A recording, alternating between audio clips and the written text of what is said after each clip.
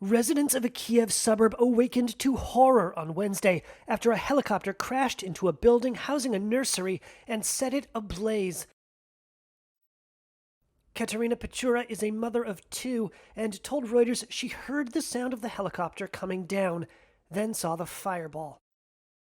She said, quote, "I looked at the window and saw an object, a glowing red-orange light going down above the nursery, falling down. At first I thought it was a rocket because everything went dark, then there were shrapnel falling everywhere.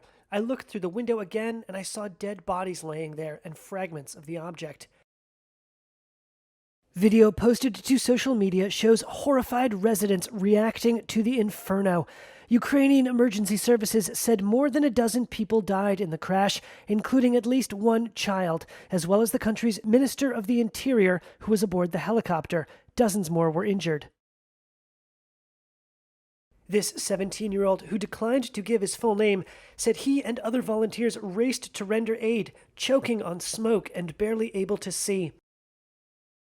He said, quote, "Then we heard screams. Children were running around and we began to help. They were passing children over the fence, and we managed to take 3 of them, 1 boy and 2 girls.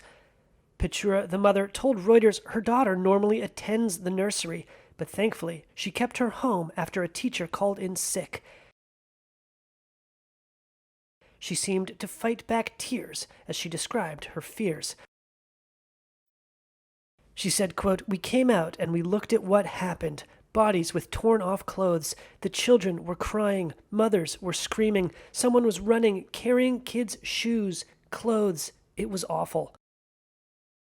President Volodymyr Zelensky ordered an investigation into what he said was, quote, "a terrible tragedy."